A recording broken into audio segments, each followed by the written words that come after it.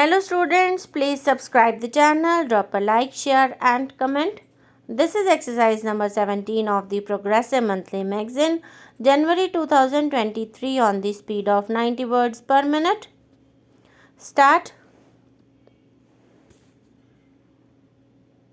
I am pleased to be here with you to inaugurate the ambitious new project.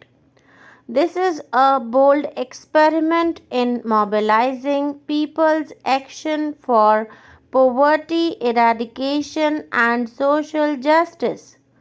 It is revolutionary yet peaceful, well planned, yet human, simple in conception, yet powerful in potential. I congratulate the government and the people of Kerala for designing a poverty eradication program with such tremendous potential. With this new initiative, Kerala has given yet another big push to its progressive traditions. Your state has always prided itself in the high quality of life enjoyed by its majority. By focusing on creation of human capital, giving priority to education, health, food security and social security, Kerala has the best indicators of human development in the country. With this project, your state has begun a novel venture to bring the benefits of social development to the disadvantaged section in society that has still remained poor. This approach is in keeping with Kerala's traditional success in achieving social development through the process of awareness building, public demand, and government response. However, new project goes beyond what has been done before because for the first time it makes the members of the scheme an integral part of it. Most important of all, you have made women at the local level leaders and implementers of this scheme. Frankly, I cannot think of any such poverty alleviation program in the country which combines the multiple social objectives of women's empowerment, grassroots participation in a Panchayati Raj framework, neighborhood networking, democratic accountability, and increasing savings. I see several opportunities in the new project. The bane of our poverty alleviation programs has been that they are mostly supply driven, with subsidies being doled out from above without considering local needs and possibilities. This marks a refreshing change in that it gives primacy to self help and only an supporting role to governmental subsidies. By promoting thrift, it affords opportunities for attractive credit from banks, besides teaching prudence to the poor families. Group savings and group action can remove the curse of money lenders. Since the whole system is organized transparently, the thrift and savings groups can become informal banks for the poor and of the poor. This project has a great advantage due to its focus on women. Poor women are the best savers and the most careful spenders. They do not borrow indiscriminately and become heavily indebted to the lender. Contrast this with the practice of big borrowers who together owe as much as rupees 45,000 crore to the banks.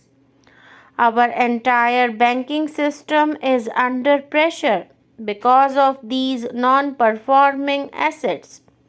My government is seriously considering effective steps to recover these bad debts. I only hope that the big borrowers learn from our poor village women the dharma of repaying loans. Group action by women will facilitate planning from below. The people's groups serve as watchdog to keep track of public spending. Their growth is restricted only by the innovations that the groups are capable of coming up with. I don't see this as a mere inauguration of a governmental program. I see it as the launching of a social movement for change, capable of becoming a sustainable and irresistible force for liberation and progress.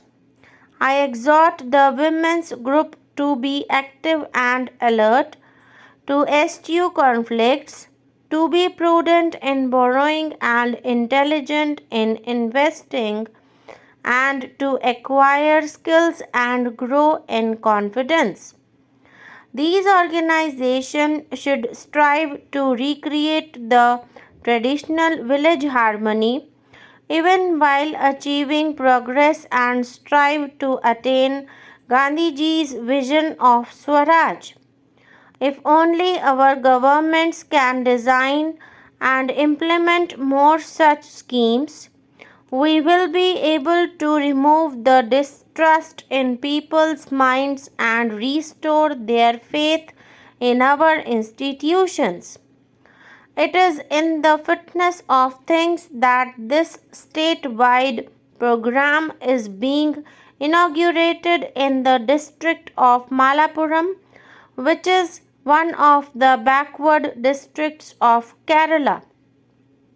I understand that there has been a pilot project for some time and that the lessons learned have been incorporated into the statewide new program. Dear friends, different states have many impressive programs for poverty alleviation and rural development. They each have a unique approach to solving the specific problems of their areas. This is genuine decentralization of developmental action. My government shall fully back all such programs. We will also encourage the states to learn from each other so that we eradicate poverty quickly. While I wholeheartedly congratulate the government of Kerala for this model scheme, permit me to point out few problems that all poverty alleviation programs are facing in the country.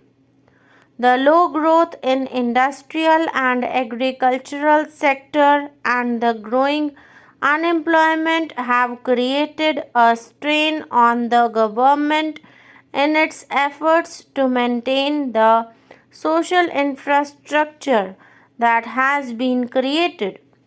Rural infrastructure has been especially neglected. Without a string infrastructure, it is difficult to support and sustain primary, secondary, and tertiary income generation activities. But infrastructure improvement needs resources. Generating these resources is not easy. This is a challenge that India needs to face squarely in future.